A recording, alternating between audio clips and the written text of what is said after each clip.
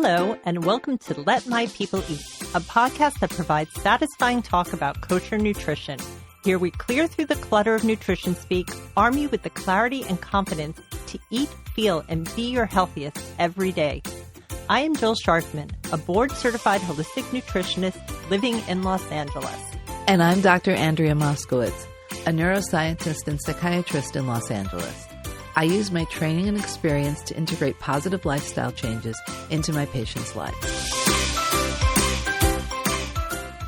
Hey, Andrea. Hey, Jill. How's it going? It's going well. I'm sure you've heard by now that Dr. Abraham Torski passed away this week.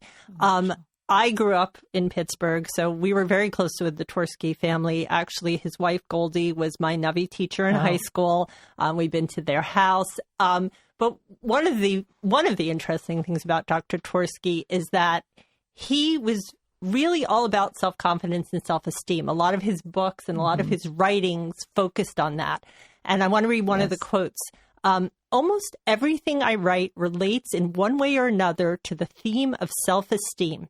I define self-esteem as a true and accurate awareness of one's skills, capabilities, and limitations.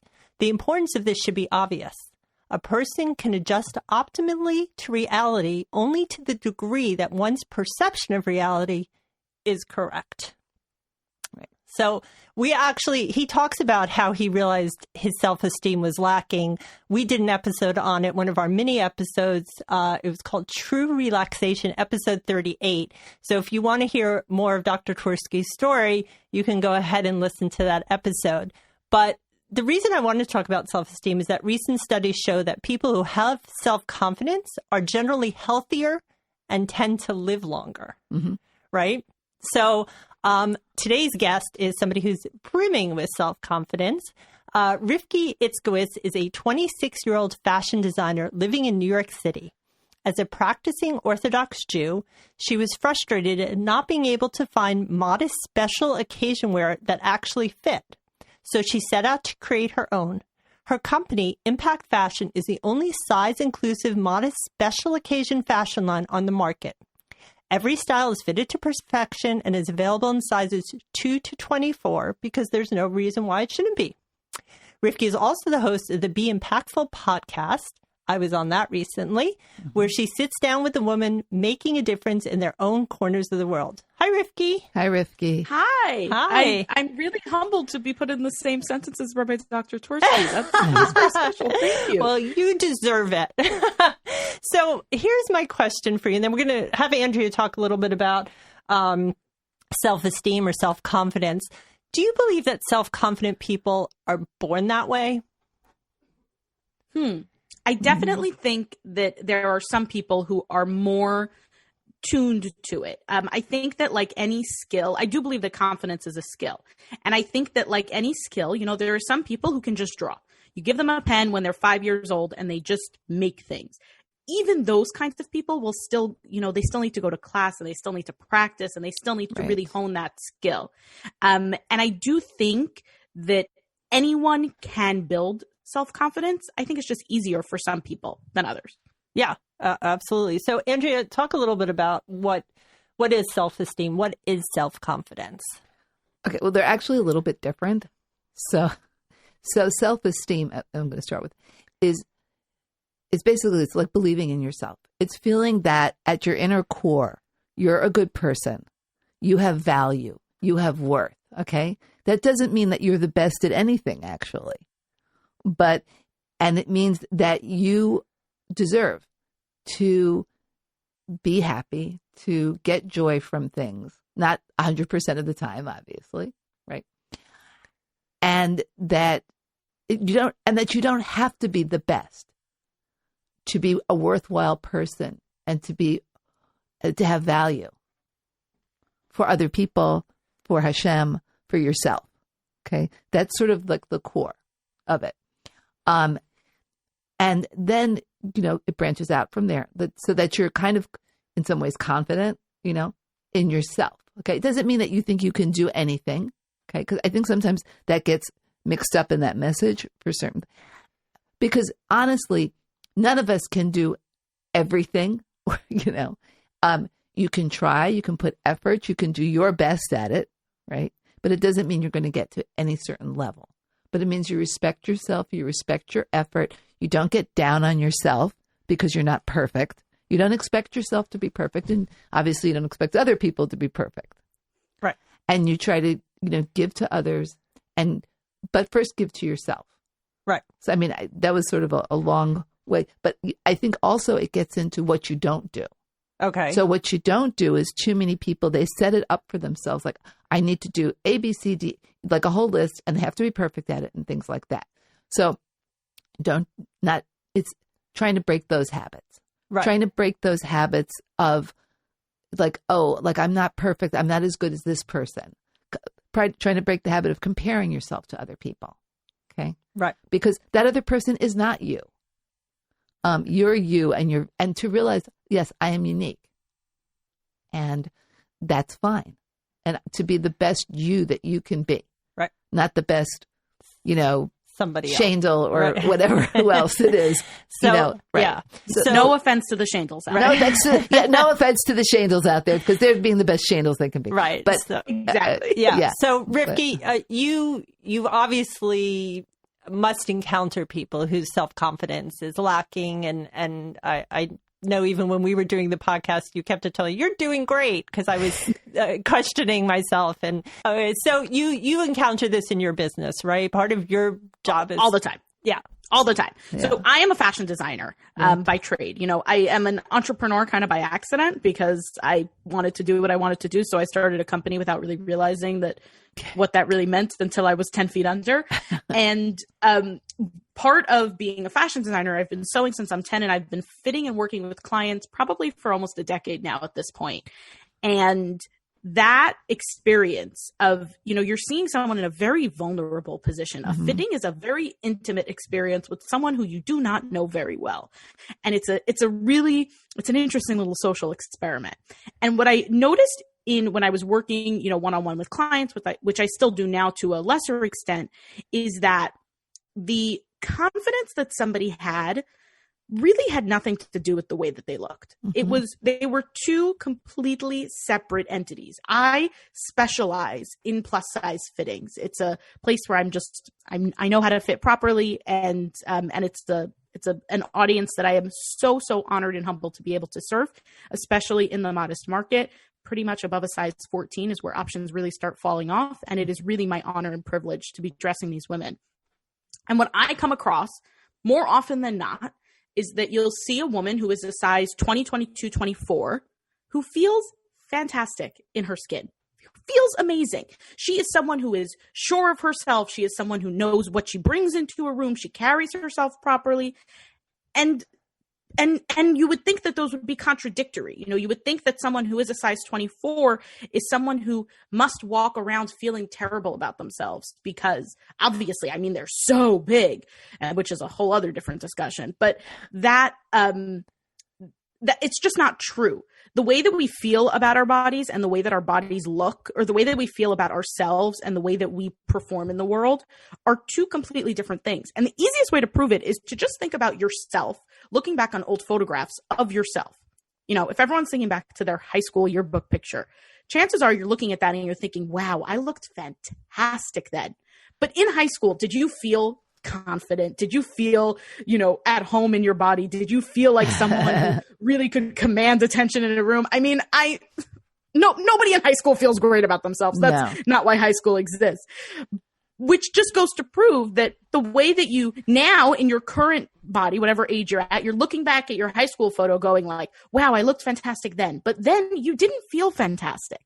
And the work that we do to feel good about ourselves is completely separate work from how we look. They're just not related. I see this all the time with, messaging with women who are considering different sizes on my site, or really just anything of the sort. When you're talking about clothes, you're always talking about bodies.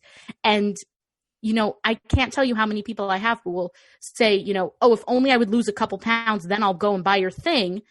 And I'll, kind of push back on that a little bit. And I'll say, what, give me your measurements now. Let's see what I have available to fit you now. And their measurements now are a size 4. Or a size 6, or something that is small. And again, they're different things. The way you feel in your body and the way that your body looks they're just different. They're just different. It's like cooking and baking. They kind of feel related, but if you're a really good baker, it doesn't necessarily mean that you can cook. It's a different thing. Right. It's interesting what you said that, because generally somebody who's confident, they will probably make healthier choices. It's easy for somebody to say, oh, if my health was better, I'd feel better about myself. But that's I don't think that's necessarily right. true. No, that's really going at it backwards. They really, yeah, I don't think I don't think that the choices that you make really have anything to do with the confidence that you have. I think that if you feel good about yourself, then you feel deserving of, spending the time to treat yourself properly. But I don't think that's necessarily related to confidence. It's kind of like what Dr. Moskowitz was saying about the difference between self-esteem and confidence. Someone with a healthy self-esteem will believe themselves worthy of spending time on and of, being treated properly. Right. But that's not necessarily the same as confidence. Right. But I think that can go to building your confidence, Right. Of course. Right. Yeah. It's like when you're feeling physically and mentally well, you are going to feel better about yourself in general. Right. Or when you're feeling effective.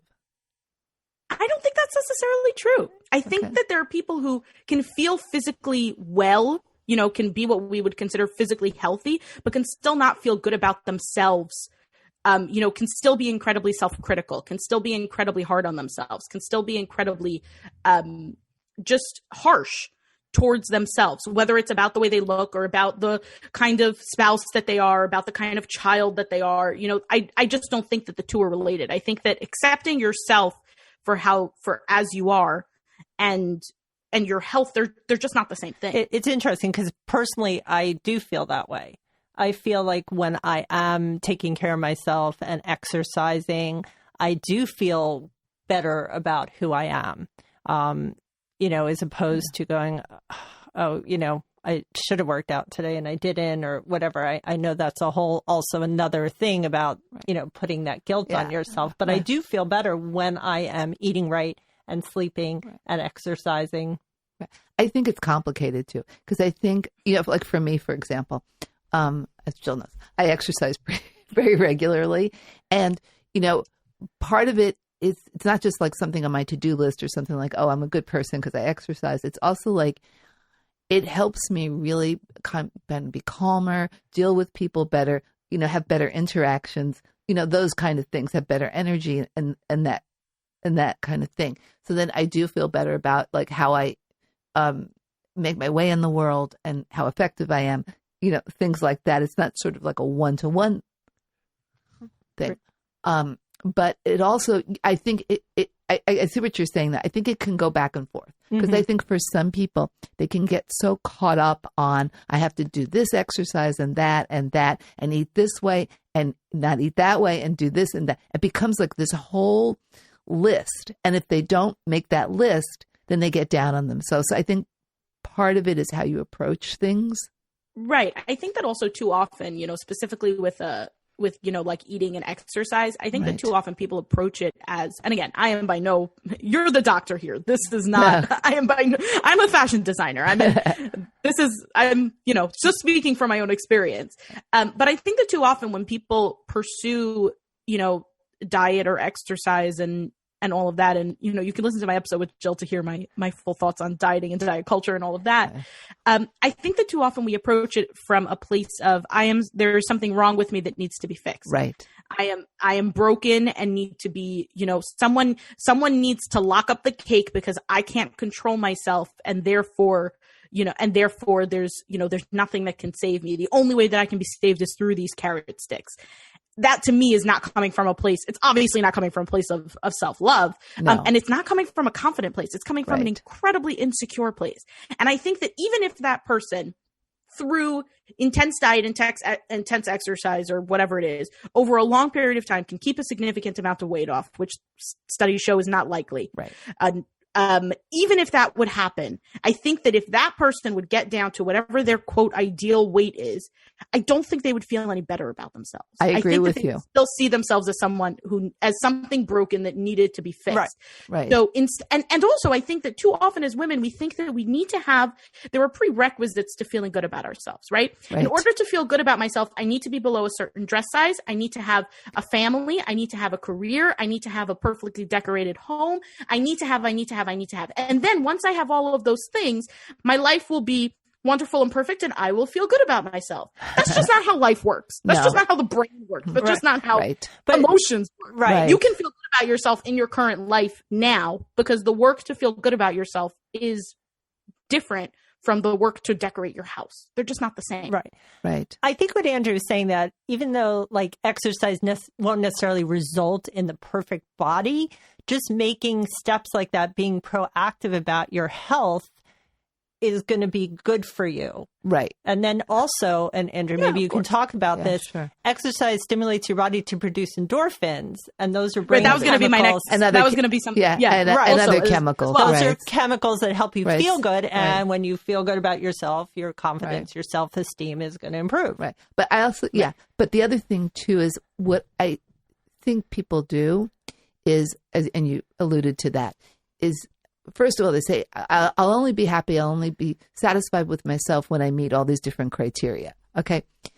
So, and then if they actually do get to that point, it's like, it doesn't really work. It's like the person who says, I'll be happy when I have X amount of money, and they get to that amount of money, and then they discover that they're still not happy. Because that's not where it comes from. So it's kind of being satisfied with what you have as you have it. But the other thing is, and you could probably answer this more, but I think a lot of women, because women are judged a lot on appearance, right? And and there's studies, like, it's very sad, with like teenage girls, talking like the number one thing they think they're judged on is their appearance, their body size, their shape, et cetera. Where women will, okay, I need to, and you alluded to this, I need to lose this weight, and then I'll get nice clothing. And sometimes too, there is a thing of like, sometimes you need to do the behavior, and then the behavior will lead how you're feeling. You have just touched on my number one biggest pet peeve. Okay. I deal all the time with, my line is an inclusive line. Impact Fashion is available in sizes 2 through 24. I used to do mainly event wear. Events are not a thing anymore. So now I have a little bit more of a wider range of options for your closet.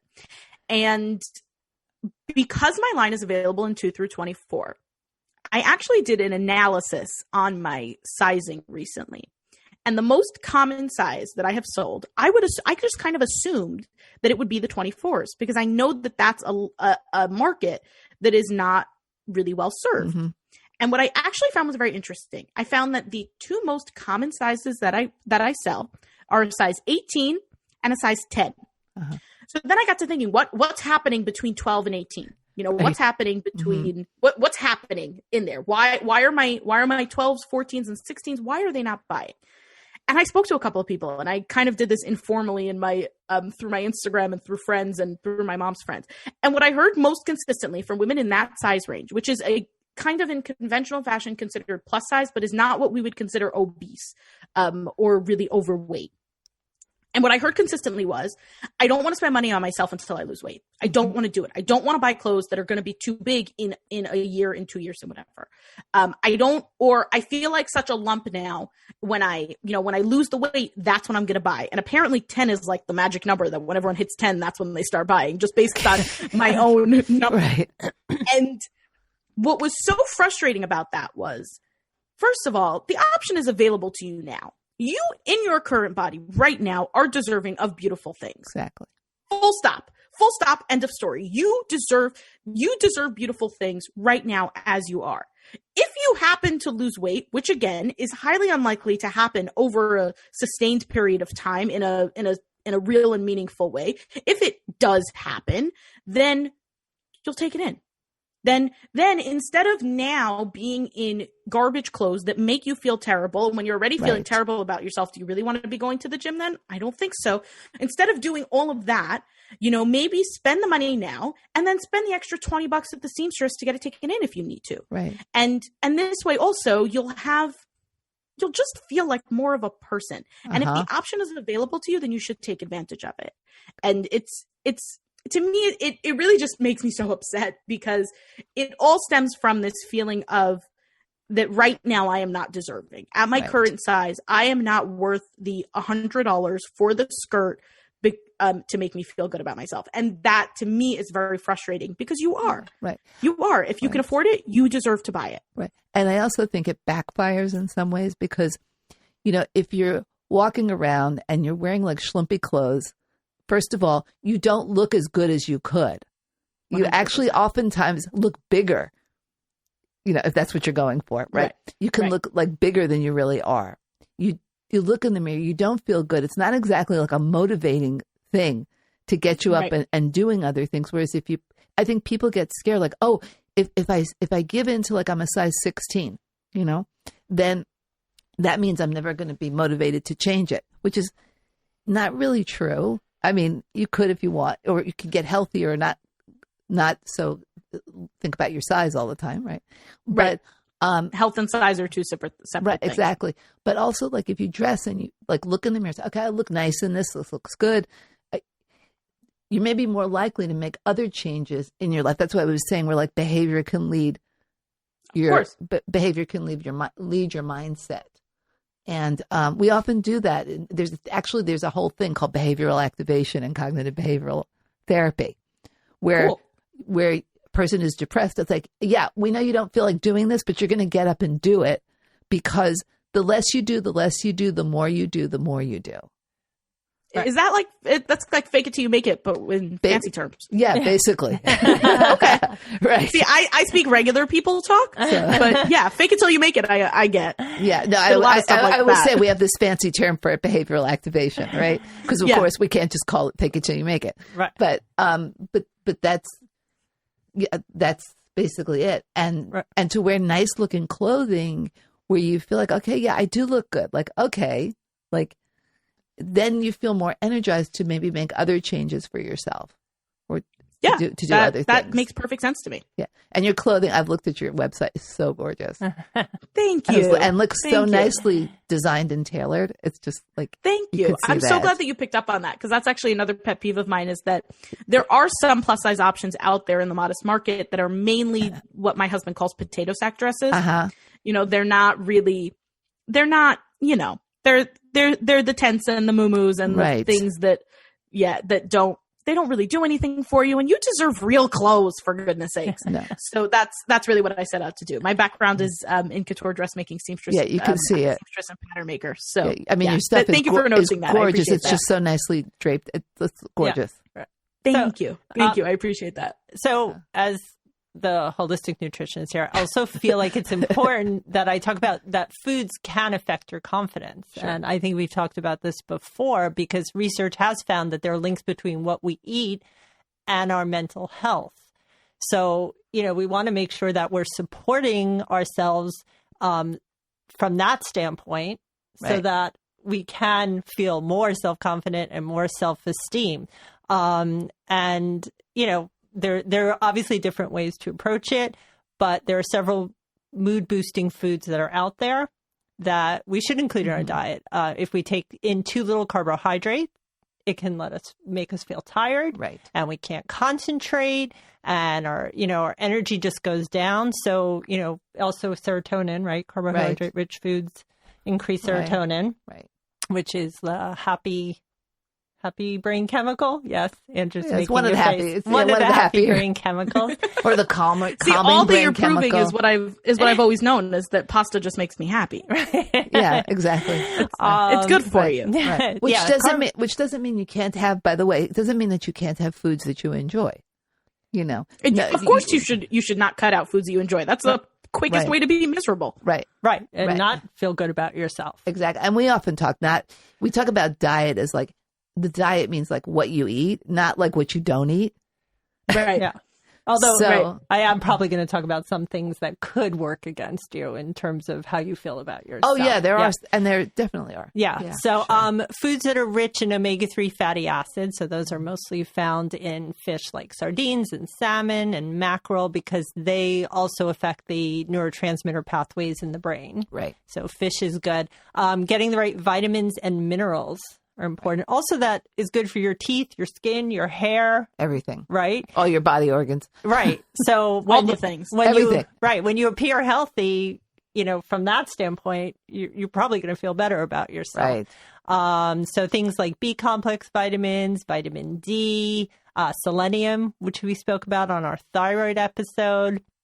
So, yeah, I just want to make sure that we put that out there. Also, foods to limit. Things that are very processed and high sugar. Doesn't mean you have to totally eliminate them from your diet, but they do put you on that roller coaster, and falls in your blood sugar will disrupt your mood and leave you feeling lethargic. So there are better choices out there. Caffeine. I love my coffee. There's some people I like my coffee a lot. Yeah. I don't know if I love it. But if too much is consumed, it can cause mood swings. Right. So people should watch that. And anxiety. And alcohol. Good. I'm glad you brought that up. Yeah, so, too much alcohol can be a stimulant and a depressant. Yeah, alcohol, in the end of it all, is a depressant. Okay. Really? Yeah. So basically a little bit of alcohol, like a little, a drink with I'm a very social drinker, like a one glass at a Shabbos meal type. Yeah, no. But we're not talking about that.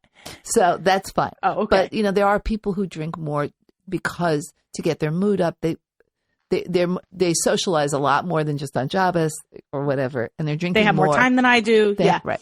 More or less responsibilities or whatever is going on, or a different lifestyle, But sure. But what happens is, and I think like in our communities, it's not. I'm sure there are women who get into problems with drinking, but I think it's more with the men, because there's like kiddish club, there's drink, there can be much more drinking on the men's side. 100%. I actually did an entire episode of my podcast with Talia Bendel, who had, when I interviewed her recently, had gone public with the fact that she was 1 year sober. Mm-hmm. And she spoke a lot about alcoholism in women in general. Mm-hmm. There's such a stigma around a woman who drinks. Right. She's seen as sloppy or a train wreck or whatever, and a guy who drinks is manly, and I think it's just exacerbated in our communities for sure. Well, the guys who drink a lot are train wrecks also, just in a different way. That's true. Right. So, but it takes them a lot longer to get to train wreck than it does, than it does the woman, I think. Right. Well, also actually for women drinking, also because they're generally smaller in the hip. That's a good point. It takes less drinks for them to get drunk. They get hooked on alcohol quicker, and they also tend to much more quickly have the medical consequences of drinking. Mm. So if you take a woman and a man who are heavier drinkers, the woman is going to have liver problems before the man does in general. Wow. I mean, given other things being equal, they are more sensitive to that. But at the end of the day, like a little bit of alcohol occasionally, you feel better or a little bit happy or relaxed. Or tastes good. I like it because it tastes good. Yeah, I like wine. I'm with you, Joe. Yeah. A good glass of wine. Yeah. And speaking of alcohol. But at the end of the day, alcohol is a depressant. And it also interferes with sleep. That's what I was just going to say. Because really the research shows that people who get quality sleep are known to have better self-esteem, are happier and more productive. Right. So we don't want to interfere. No. So, I mean, that occasional glass of wine or occasional drink, that's fine. But people who are drinking on a more regular basis are starting to use it to get to sleep because they're having sleep problems. It will get them to sleep, but the quality of their sleep will not be very good. I've learned that the hard way. I want to talk for a minute about fear. Because I think fear holds a lot of people back because they're worried what other people will think about them, or that they'll fail, or that it's the unknown.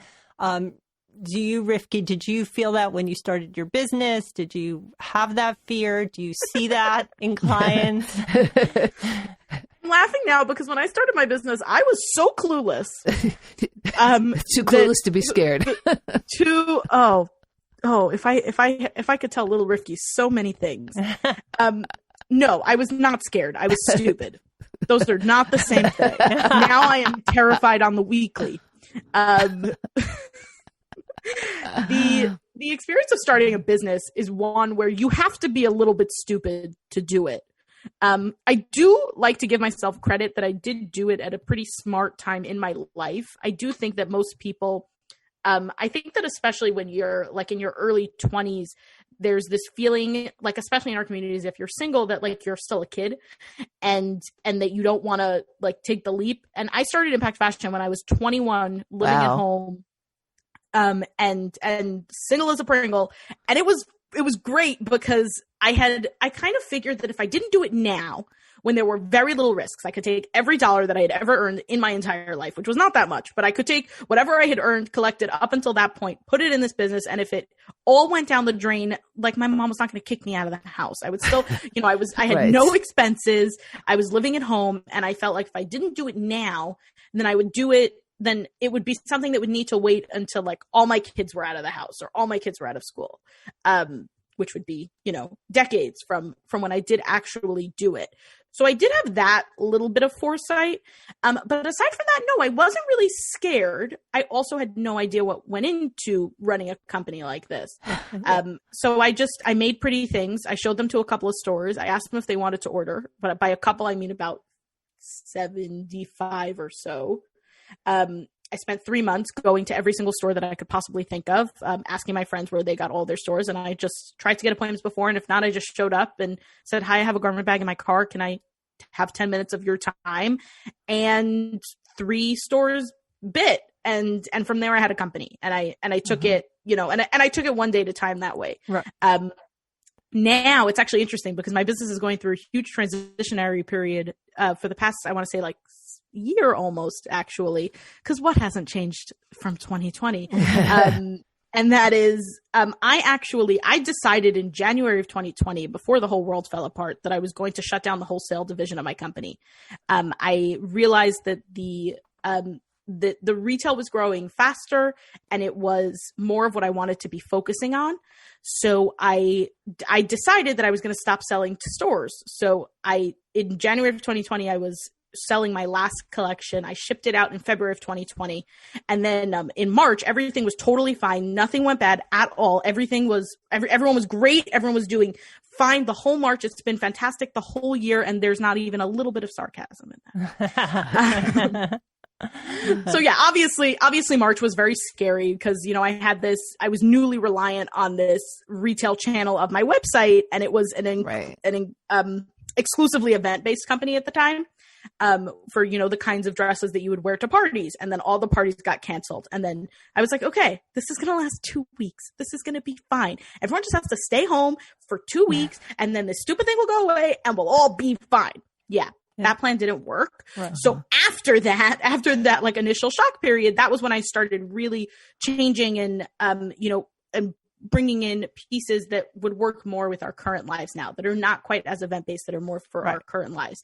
And in that pivot, there has been terror on the weekly. Because again, now I'm not an idiot. I mean, I am still a little bit. I'm sure that in 5 years I'll look back and be like, you thought you knew what you were doing? No, you didn't. But either way, now I don't think I'm an idiot. Yeah. And in that, because you're kind of aware of what can go wrong, you just kind of have to breathe through it. And I think that this is where a support system is hugely helpful. My main support is my husband. My secondary is my mom. And my mom is only secondary because my husband is just like the most supportive person you could possibly imagine, that like he beats my mom, believe it or not, which is saying something if you know my mom. But either way, it's just this, every now and then when I'll be really freaking out, he'll just look at me and he'll go, everything's going to be okay.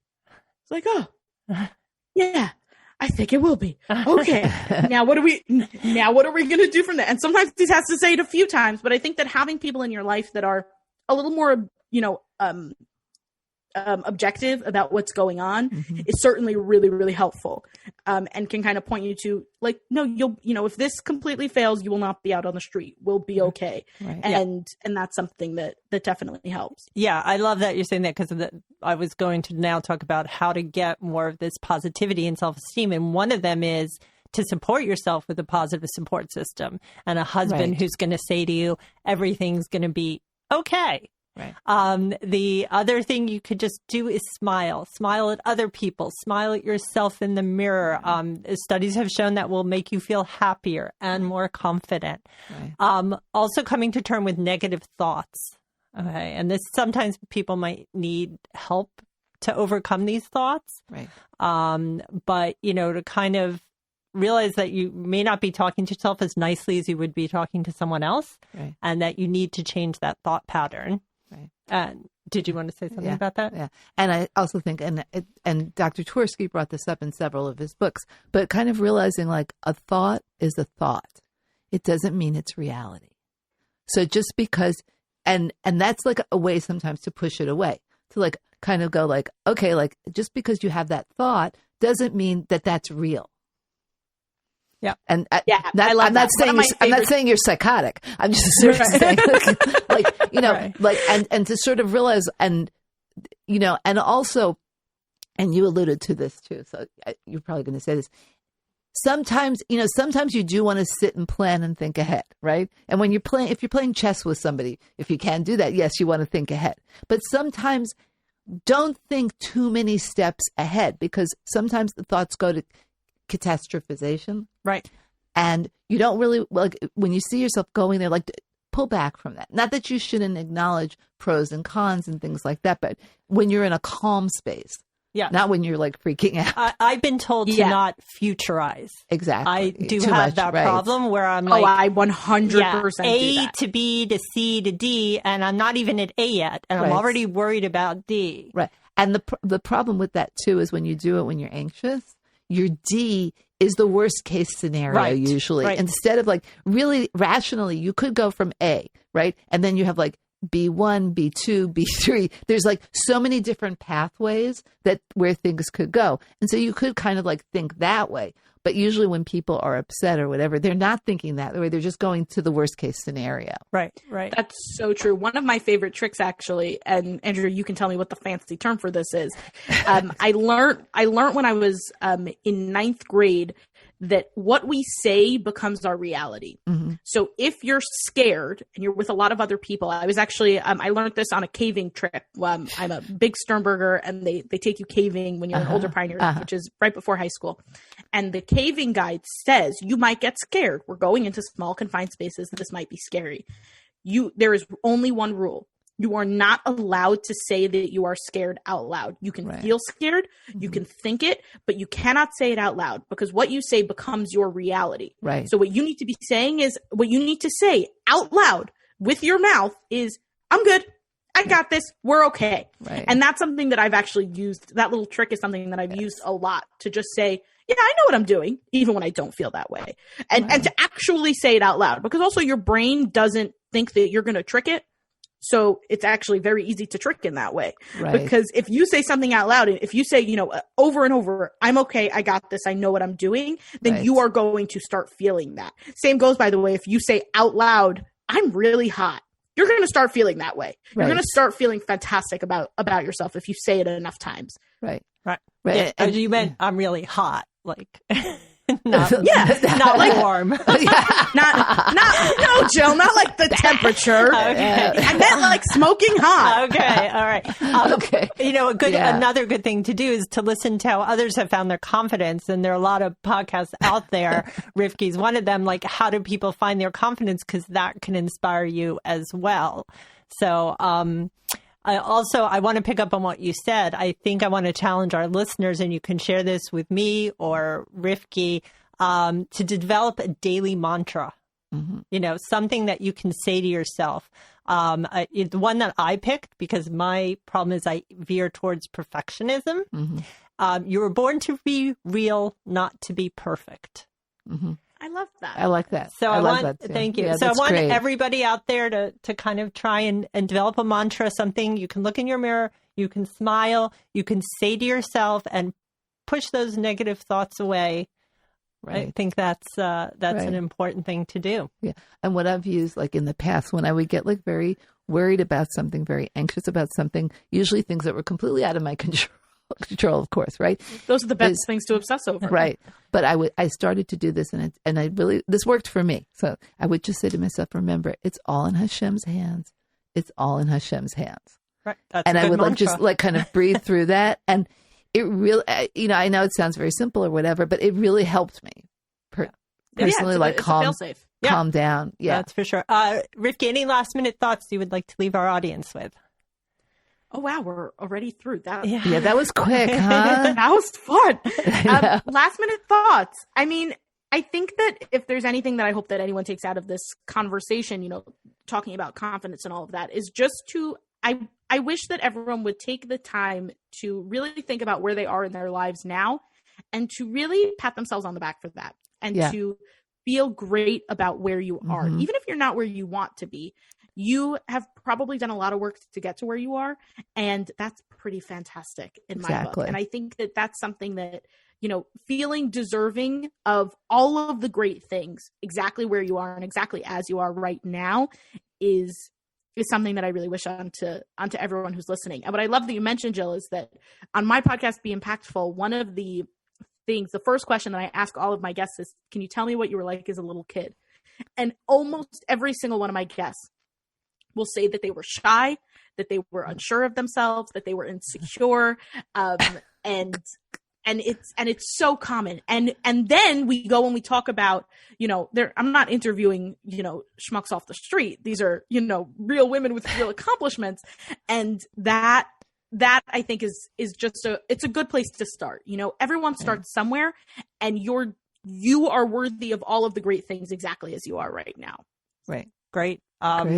If you want to hear more from Rivky, you can find her on Instagram and Facebook at impact.fashion.nyc. You can also see all of her designs at impactfashionnyc.com. You can hear her podcast there as well. I want to remind everyone to follow me on Instagram at Jill H. Sharfman. I want to thank our engineer, Mike Cassantini at the Network Studios. You can also find Let My People Eat and the Be Impactful podcast on Schmoozy, a new social media app where you can listen to full episodes of all of our podcasts, as well as join our forums for a deeper dive into our episode topics. So Rivky and I have a forum up right now. So go ahead if you want to join that forum or any of the other ones that are up there. Sounds great. Yeah, can't wait to talk to you there. Okay, so thank you so much for joining us, Rivky. Thank you for having me. This was really fun. This is great. Bye. And that is it for this episode of Let My People Eat. Please visit our website at letmypeopleeat.com and leave us a comment. Get in touch at our email at podcast@letmypeopleeat.com or call us at 317-659-0004. We are also on Facebook. Search for Let My People Eat podcast to join the discussion. You can ask questions and suggest topics you'd like us to talk about in future episodes. If you like this show, please make sure to leave us a 5-star rating and review on iTunes and tell your friends and family to subscribe to us on Apple Podcasts.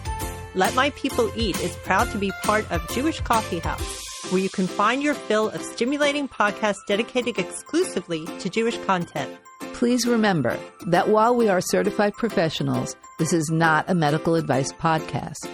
No content, posts, or comments should be interpreted as professional guidance. Always speak to your own doctor about making the right life changes for you. Until next time, I am Jill Sharfman. And I am Andrea Moskowitz.